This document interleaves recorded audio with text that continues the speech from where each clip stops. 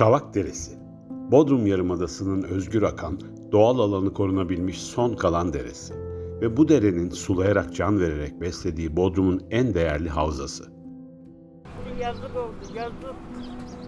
Her zaman ben gidiyorum da oraya ağlıyorum. Yazık diyor. Şimdi yok. Bitti, her şey bitirdiler. Parti Panas'tan başlayıp Turgut Reis yerine ilerleyen ve yaklaşık 2490 hektar yüzey alanına sahip havza, geçmişten günümüze Yarımada'nın geleneksel arazi kullanımına şahitlik ediyor. Günümüzde Dereköy olarak bilinen yerleşimin akarsuyun oluşturduğu vadiye uzanan kısımları, Karya döneminden kalan antik tarım teraslarına sahip. Artık aktif olarak ekim yapılmayan teraslar, belki de coğrafyamızın en önemli tarım mirasları. Bir diğer taraftan sağladığı farklı doğal yaşam ortamları ile gerek Türkiye'nin taraf olduğu uluslararası sözleşmeler, gerekse ulusal mevzuat gereği koruma altında olan birçok hayvan türüne ev sahipliği yapıyor. Özellikle geçtiğimiz 10 yıl içerisinde doğal yaşam olanaklarının yok olması veya parçalanmasına sebep olacak tehdit ile karşı karşıya olan havza, yerel halkın girişimleriyle korunmuş durumda. Bodrum bu kadar nüfusu kaldırmaz. Kavak Deresi, bugün hızla betonlaşan, şehirleşme yolunda ilerleyen ve kuraklık, susuzluk tehdidiyle bir yandan baş etmeye çalışan Bodrum'un doğal ve korunması gereken en büyük su hazinesi. Bodrum'un son doğal kalesi. Burayı da kaybedersek artık Bodrum Yarımadası bitti. Kavak Deresi, her yerde olduğu gibi çarpık yapılaşma, hafriyat dökülmesi, imara aykırı projelerle ömrünün en zor zamanlarını yaşıyor. Dere, kuraklığın da verdiği tahribatla her yıl daha da cılızlaşıyor. Daha da büyük tehditlerle yaşamaya çalışıyor. Bodrum'un belki serbest akan son nehir sistemlerinden bir tanesi olan Kavak Deresi'nin kenarındayız. Tam yanı başımızda. Şu anda genişliği birkaç metreye geçmeyen Kavak Deresi aslında şu an üzerinde bulunduğumuz tüm coğrafyaya şekil veren, vadileri, mikro ekosistemleri oluşturan ve bir mimar gibi aslında Yarımada'nın büyük bir kısmını şekillendiren bir dere. Her ne kadar günümüzde dereler özgür akamasa da arkadan şırıltısını duyabiliyoruz. Bir miktarı halen özgür akmakta. Peki bir dere neden önemlidir? Belki buradan başlamak lazım. Çünkü dereler yalnızca su değildir. Günümüzde ne yazık ki sanki su, akarsular, akiferlerde bulunan sular H2O, yani yalnızca bir renksiz, tatsız, kokusuz bir elementmiş, bir maddeymiş gibi davranılsa da aslında dünyamızı bir yaşayan organizma olarak düşündüğümüzde dereler, nehirler, akarsular, akifer suları bunun can damarları gibi, işte kanı gibi düşünülebilir. Çünkü gittikleri her ortamda o coğrafyanın jeomorfolojik olarak şekillenmesine, oradaki doğal yaşamın şenlenmesine, coşmasına sebep olan, mikro yaşam ortamları oluşturan oluşumlar, akarsular. Şimdi Bodrum Yarımadası'ndayız ve Bodrum Yarımadası'ndan ne zaman bahsedilse su fakiri, bir ülkenin su fakiri bir yarımadasıymış gibi bahsediliyor. Ama aslında durum bu kadar da fecaat bir durumda değil. Ülkemiz sürekli, Türkiye sürekli su fakiri bir ülkeymiş gibi aktarılıyor. Ama aslında var olan durum su fakiri olmamız değil, suyun iyi bir şekilde yönetilememesi. Üzerinde bulunduğumuz coğrafyada Bodrum Yarımadası'nda aslında binlerce yıldır devam eden uygarlıklar Karya döneminden bu tarafa suyu ne şekilde yöneteceklerini, suyu nasıl kullanacaklarını, bundan nasıl verim alabileceklerini ve az miktarda da olsa bu suyla nasıl yaşayacaklarını, nasıl bir yaşam döngüsü içerisinde bulunacaklarını çok iyi gözlemlemiş, anlamış ve buna uygun olarak yaşamlarını uydurmuşlar. Belki de günümüzde bizim sormamız gereken soru, kendi isteklerimizi, ihtiyaçlarımızı çok doruk noktalarda düşünmek değil, etrafında bulunduğumuz coğrafyaya uygun, su miktarına uygun olarak bir yaşam biçimi sürmeye başlamamızla bir şeyleri değiştirebiliriz. Dereköy ile ilgili planlama çalışmasına 2020 yılında başladı Bodrum Belediyesi. 1/5.000 ölçekli Nazım İmar Planı'nı yaptı. 1/25.000 ölçekli çevre düzeni planını revize etti.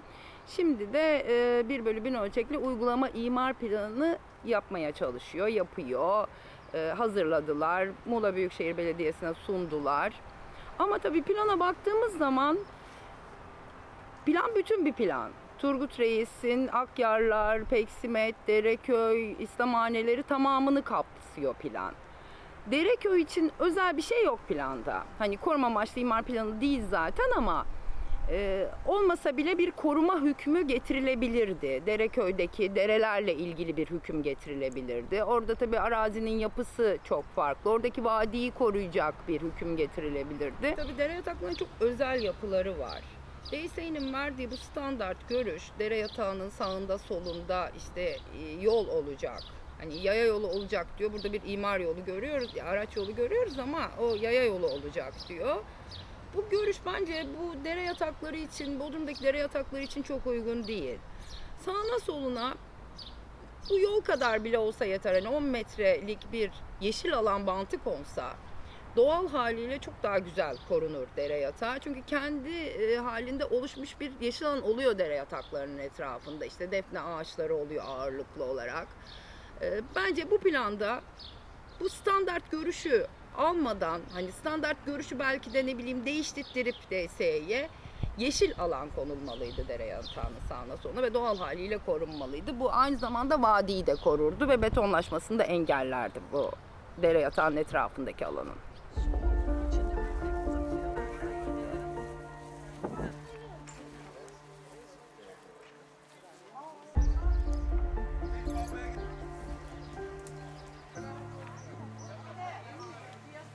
Şu anda Bodrum Yarımadası'ndaki son akan dereden bahsediyoruz. Diğer tüm dere yatakları kurulmuş durumda. Bizim belki de en güzel doğal özelliklere sahip kendi florası olan Dereköy Kavak Deresi'nde bugün günde yüzlerce kamyon harfiyat yapıyor. Kavak Deresi'ne inşaat yapılmaya çalışılıyor. Yani iyi niyetle başlamış küçük inşaatlar bir sonraki sene daha büyük inşaata, bir sonraki sene daha büyük inşaata. İnsanların yerleşim yerlere ihtiyacı var ama bunu doğadan olarak yapmamamız gerekiyor. Güzelim coğrafyayı insan hırsı mahvetmeye devam ediyor. Burada işte onun için imza topluyoruz. Halkı bilinçlendirmemiz, kurumları harekete geçirmemiz lazım. Kavak Deresi'nde bir sürü hafriyat yeri var. Halen de engellenemedi. Çingil mevkiinde var.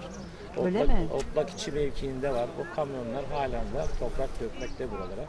Kavak Deresi çok güzeldi eskiden. Sonradan değişti Kavak Deresi. Eski Kavak Deresi değil.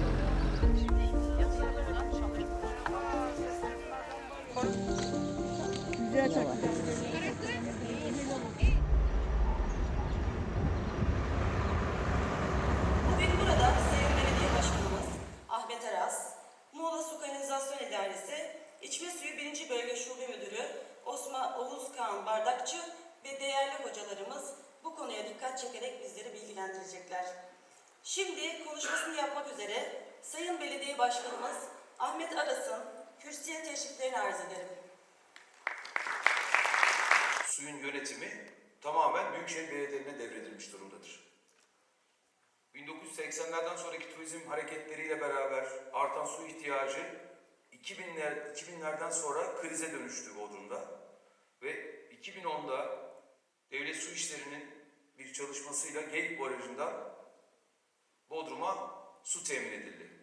Artan su ihtiyacına karşı gerekli arzın karşılanamaması. Ana problemimiz bu. Çok büyük bir tehdit olarak önümüzde kuraklık tehdidi duruyor. Yerel mezarlığında boz fırnalar var, bir tane kızıl fırna var. Çok büyük ağaçlar. Bu da onlardan biri. Bakın orada, Çukur Sarnıcı'nın yanında. O halde suyu bulan yaşamaya çalışıyor. Bodrum Yarımadası iki büyük jeolojik materyalden oluşuyor. Bunun altta andezit böyle çıkmış. Bunun üstündeki sonradan oluşmuş olan, önceden oluşmuş olan kireç taşı, mezozoik halkaları da sert kireç taşları. Bunlar yukarıda böyle andezit yukarı çıkınca bunlar dağlık arazi olarak böyle kalmış. Şimdi aşağıdaki andezit de Yarımada'nın batısında ortaya çıkıyor. Kavakdere Vadisi bu aşağıdaki alttaki andezitin içinde, üzerinde yani. Dolayısıyla Kavakdere Vadisi'nden gelen sular andezit suları.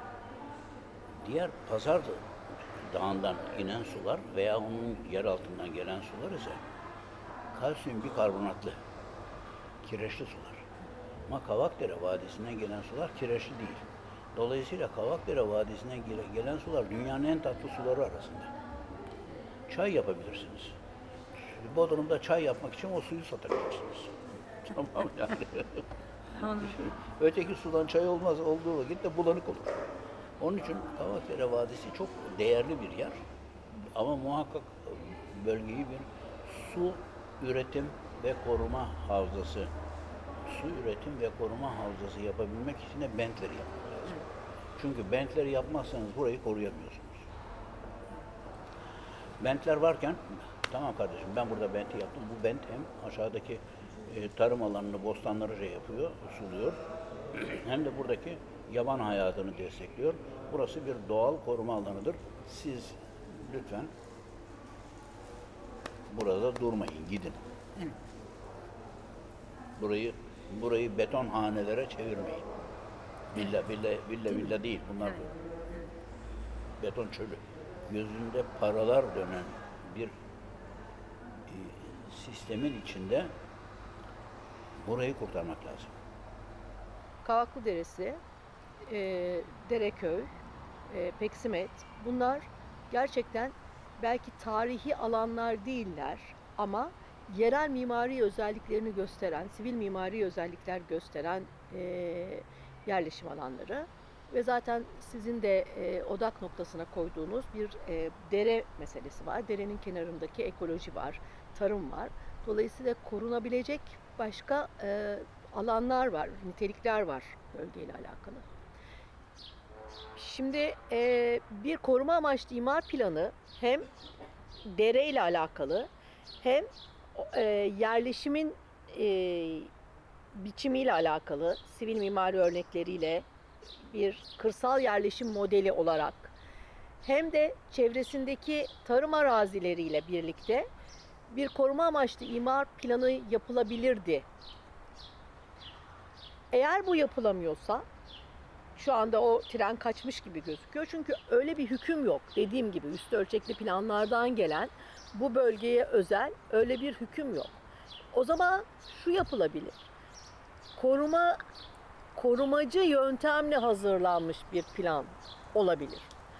Bunun için de 1/1000 ölçekli planlarda gerçekten özel bir takım hükümler getirmek gerekiyor. Hatta 5000 ölçekte. Ama biz buraya baktığımızda Kavaklı Deresi ve Dereköy'ü ve Peksimet'i bir bütünün içinde görüyoruz. 25.000 planın, 5.000 planın içinde bir bütün olarak görüyoruz. Yani buraya daha özel yaklaşmak, burayı daha mercek altına almak gerekiyordu.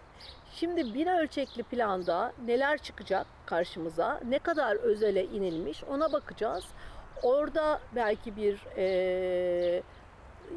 korumacı yaklaşımı arayabiliriz. Tabii planlama sadece plancının elinde olan bir şey değil. Multidisipliner bir konu. Biz sadece kendi kanunumuzu uygulamıyoruz. Biraz önce meslektaşımın anlattığı gibi özellikle bu alanlarda işte bir mera kanununu uyguluyoruz. Toprak kanununu uyguluyoruz ve bunun gibi kanunları da uyguluyoruz. Onlar DSİ'nin görüşü, DSİ'nin Zeynep çok güzel anlattı yaklaşımını.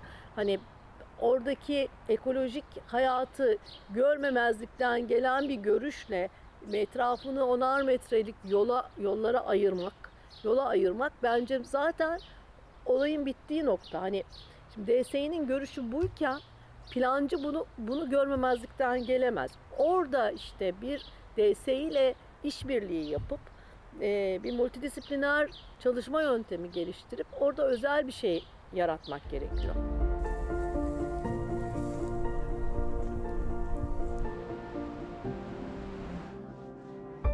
...2500 ila 3000 yıllık.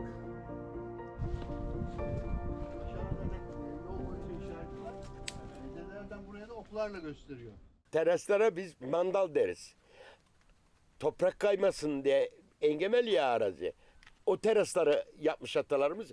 Biz de şimdi o altı toprak kaya kaya asılıyor. Biz onu biraz daha iyi indirip devam ediyoruz. Önünü kapatayım da inşaat yapayım.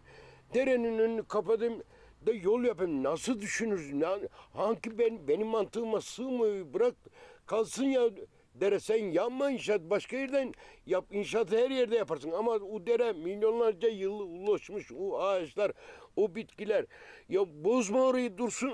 Biz dereleri yok edersek, su kaynaklarımızı kurutursak hiç tankerle su taşımayla yaşam olur mu? O duruma getiriliyoruz ki çocuklarımız neredeyse karpuzu, fasulyeyi, biberi manav üretiyor, market üretiyor diyecek.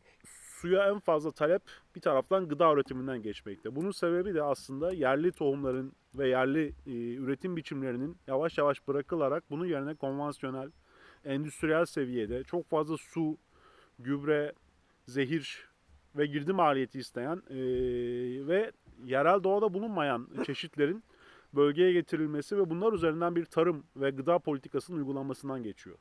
Aslında Karyalılar, Bodrum Yarımadası'nda yaşayan insanlar bunu ta o zamanlarda fark etmişler ve Yarımada'ya has, özgü tarımsal üretim biçimleri ortaya koymuşlar. Bunlar işte halen aslında izlerini görebildiğimiz karya duvarlarıyla setlenmiş, münavebeli tarım sistemlerinin yapıldığı, hayvancılık, zeytincilik ve tarımsal üretimin bir arada devam ettiği, suyu az miktarda ve tekrar kullanılabilecek şekilde devam eden teras sistemleri.